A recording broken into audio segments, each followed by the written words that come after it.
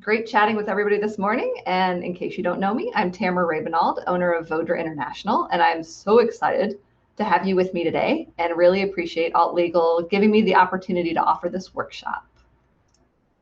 So quick disclaimer that although we believe in justice and do all that we can to ensure it, Vodra is not a law firm. We're private investigators, or more specifically, just read my license plate.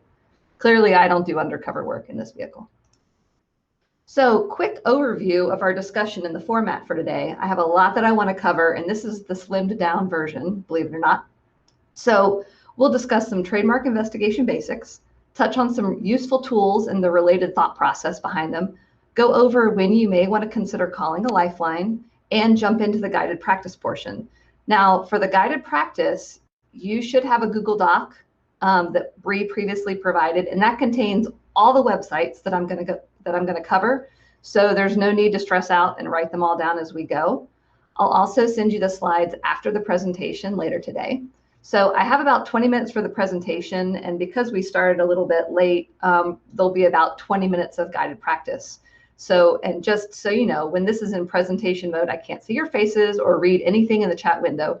So if you have a question, please feel free to drop it in the chat for me to review after the presentation, or plan to ask it during the guided practice. So let's get into it. Any investigation centers around questions and the hunt for answers, along with avoiding unexpected surprises, good ones or bad ones. Of course, while we can't always avoid surprises, investigations give us an opportunity to better prepare ourselves and our clients for them. You know, certainly the need and potential value of an investigation really depends on your situation.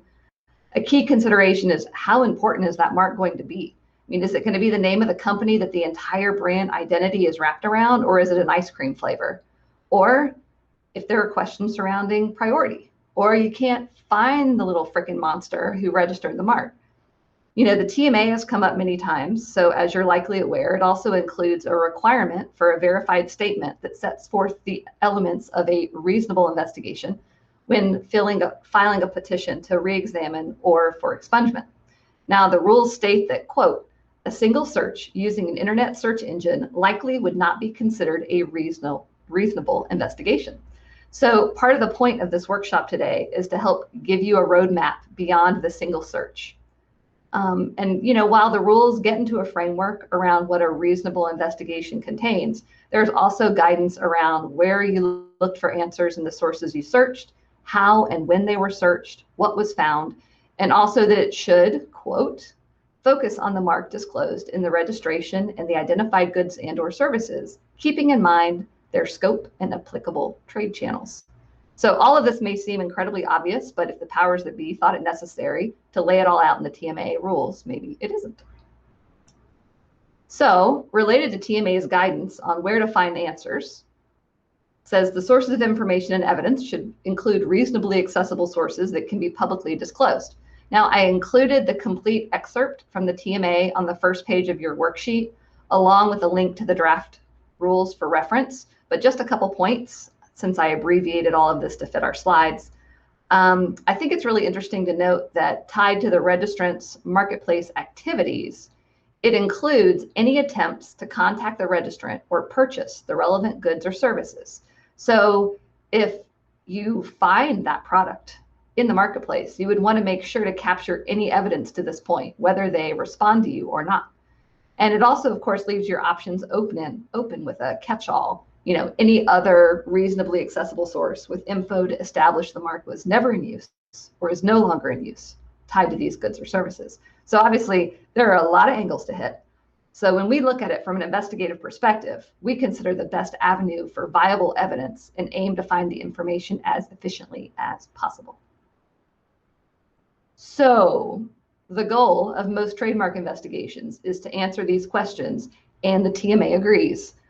It's much easier to stay focused, structure your investigation, and be more efficient if you are specific with what you want to find out, like who is using it or not, what is the market issue being used on, when did they start or when did they stop, where is it being used, how is it being used, why did they choose the mark, which the why usually comes up more during infringement matters. But your list of asks will help guide your workflow as you start your research.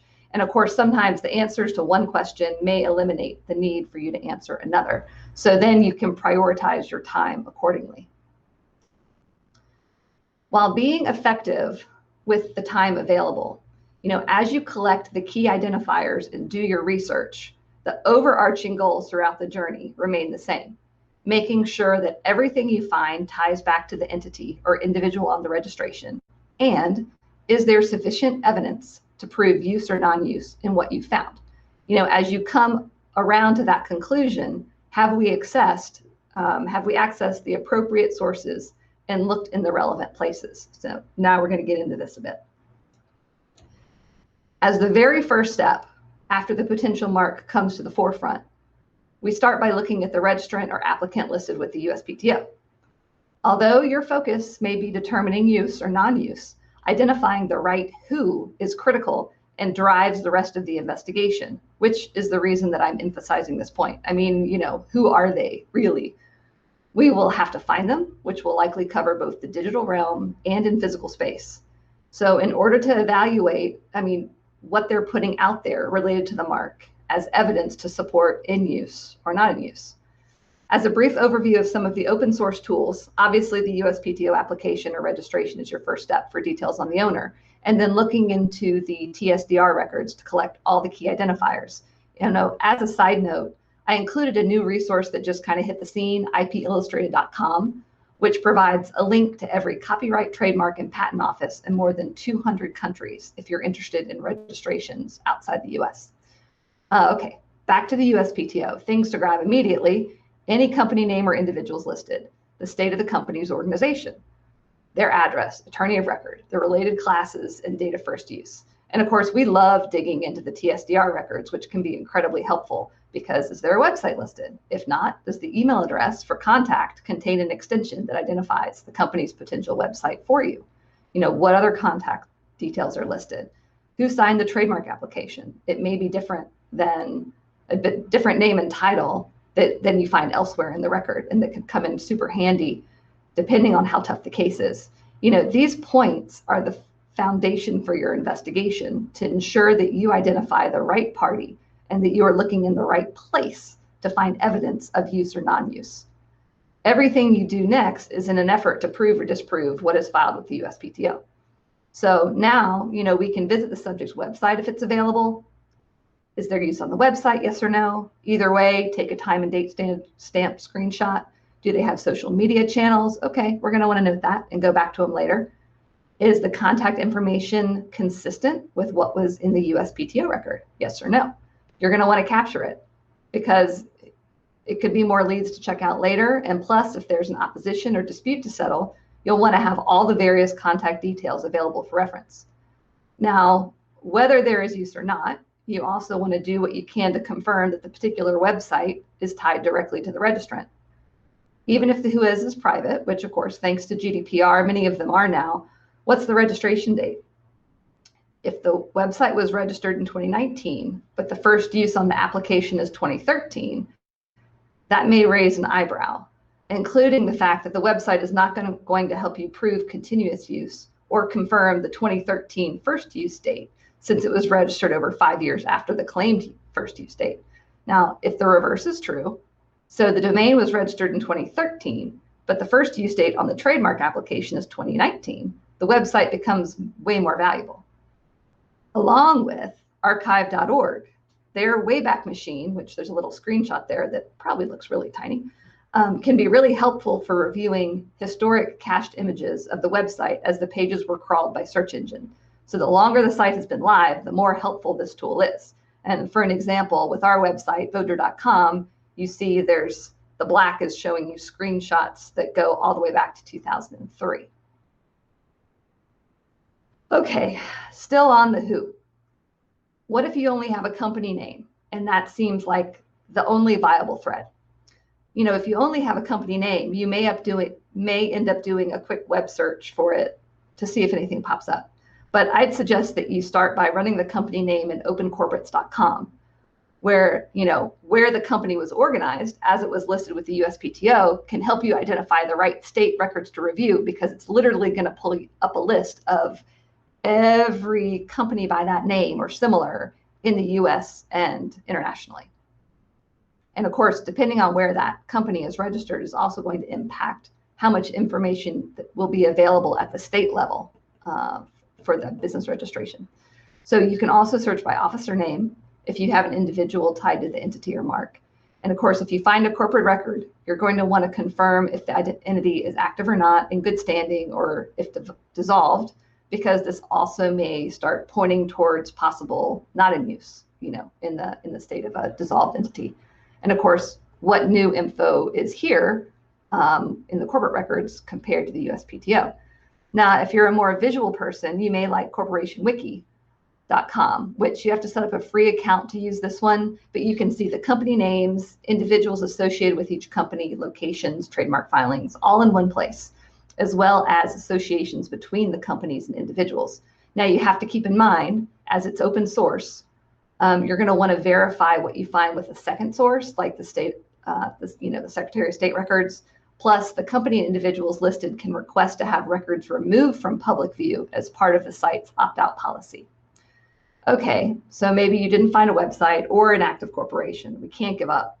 So let's see who or what is listed at the address. Is it commercial or residential? If it's residential, who owns it? Is that a name tied to the USPTO record? Yes or no? What companies is that individual tied to?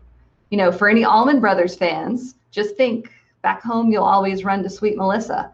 Melissa.com, previously known as melissadata.com, has free lookups for who's in an address and property ownership, as well as a wealth of other useful resources, including reverse searches for phone numbers and email addresses. And this contains US and international search capabilities. Now, there may even be a different or other associated businesses or individuals listed at the address. Something to keep in mind, maybe there's one company on the USPTO record, but a promotional products company is at the address. So wait, could that promo company have a website where the mark is displayed on goods? We'll need to check that out. And why does any of this matter? You need to find that registrant's world in order to look where the relevant goods or services are likely to be displayed, advertised for sale, as you would strive to confirm that use or non-use. Now, often the focus is more on the entity instead of the individuals tied to it, but sometimes it comes down to the people. So I want to share some thoughts on this too. The people involved are often key to determining use, and if you need to contact someone, who the best person will be, depending on your purpose. Now, depending on what you've already found, will determine if you need to get a bit more personal and go into the individuals tied to the company. And I include free people search resources in the worksheet. So, of course, if the company is no longer in business, only recently founded, or has minimal online profile, looking at the individuals tied to it ends up being very valuable. Again, who is important? You'll want to ensure you identify the correct individuals. And even if some of what you find may not end up in a TMA verified statement, it may add some needed context or personality to the case. I mean, are we about to kick a hornet's nest or swat a fly? Plus, give you leads on other places to look for potential use or non-use. So here are some other things to consider. Who is the decision maker? It may speak to their level of sophistication too. Do they have a board, or is it a husband and wife team? Do they appear to have a vested interest in the mark? Is it tied to their name or to the owner's name, the spouse's name, or an old nickname? Are there a number of other businesses owned by the same people? Whether they're in the same industry or not, could the other businesses be used to cross-promote services or products with the mark? Or does it open up other avenues or sales channels to review, even if it isn't specifically tied to the business on the USPTO registration? Now, if you have found use, there may be other thoughts brewing. Who are these people? Can I take them on? Is it a pussycat or a mama tiger? How litigious are they? What assets do they or their company have? And there's kind of two lines of thought with that. Do they appear to have the means to pursue you, or do they have resources worth pursuing if you are looking to recover potential damages or restitution if they're infringing on your client? If it's a small company or an entrepreneur, What are they saying on social media? What are they promoting? Did they just have a huge life change that could impact their level of activity or interest in the mark, like getting married, having a baby, or announcing retirement? I mean, retirement, wow, that's always great news. That has the potential to be just what you're looking for if you're trying to consider acquiring the mark or maybe coexist. This also may give you some insight, speaking of social media, into their life views. Do they post inspirational quotes with bunnies, unicorns, and rainbows? Or do they rant about how they hate the man? If you happen to represent the man, this could be good to know about their headspace. So at this point, you may be like, cheers, my client is golden. We got this on lock. We don't need to do anything else. Or holy shiitake, we need to pick a different mark. Or keep digging, Watson. So if we need more evidence or have come up empty so far, what about the specimen? You know, the specimen may show a tag or label that identifies the manufacturer or gives you another lead on who produced the item, if it's someone other than the registrant. Or what was the specimen on? What does it look like? It was taken on an iPhone and looks like an image from the App Store. Now you have another place to look. Image searches will help find where that image or similar ones are being used online, and it can help generate some ideas too. Google image searches only allow for typical image files like JPEG, GIF, PNG. So if you downloaded the specimen as a PDF from the USPTO, you'll just have to convert it or take a snag. You can upload an image like the specimen to run a reverse image search. And of course, for Google, you just click the little camera icon in the search field. If the specimen doesn't yield the kind of results that are helpful, use keywords to describe the specimen and conduct image searches that way.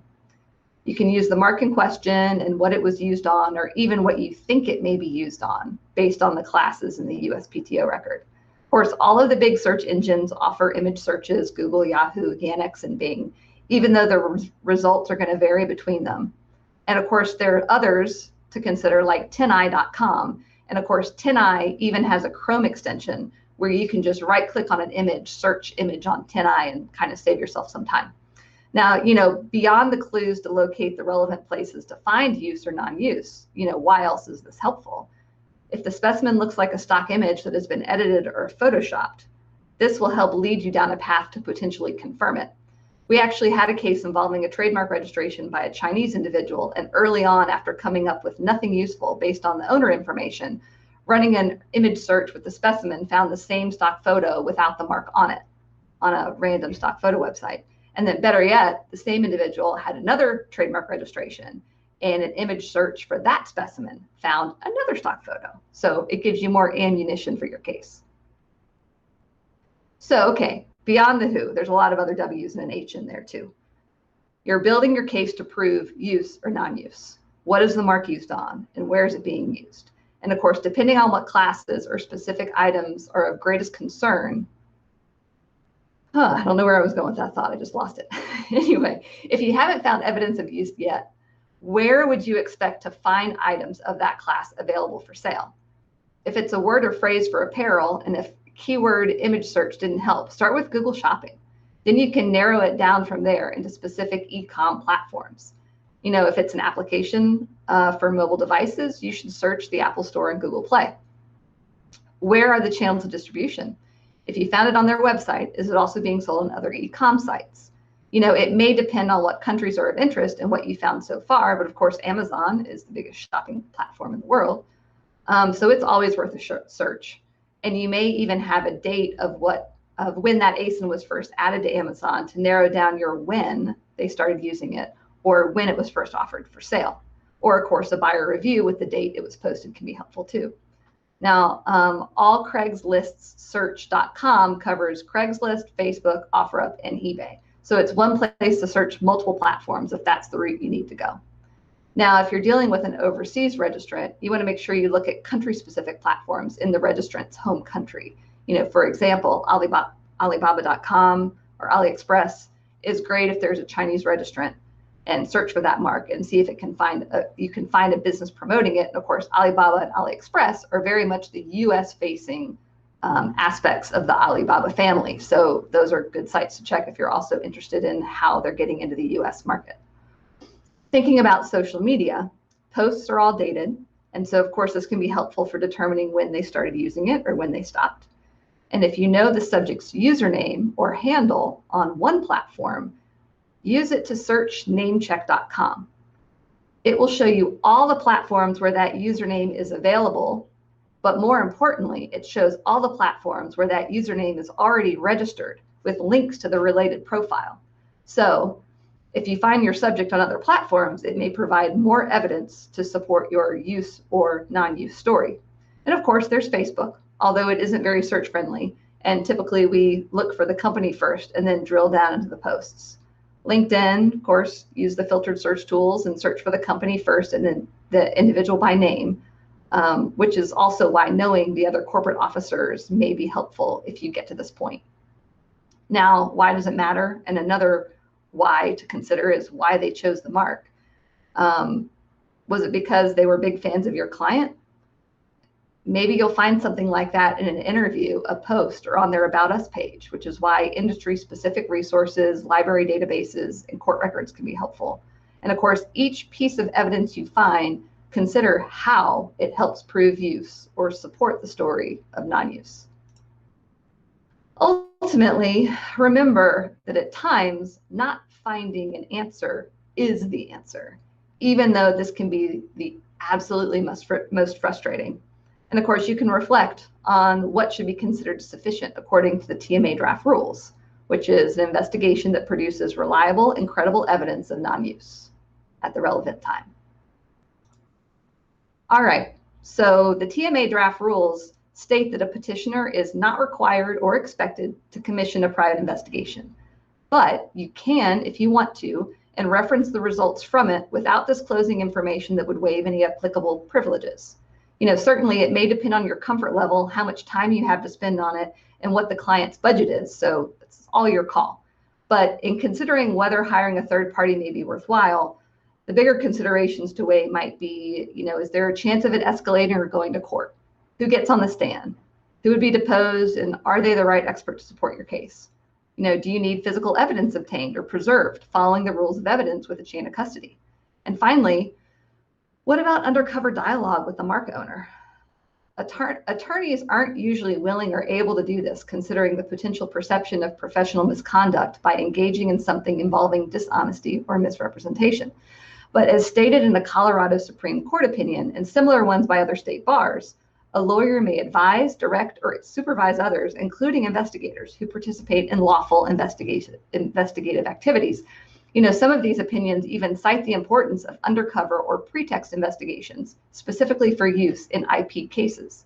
So it's a question to consider. Could going straight to the horse's mouth prove valuable in your case? And of course, just so you know, to protect the anonymity of our clients and us so that we aren't called out as PIs, we have established undercover identities developed specifically for this purpose.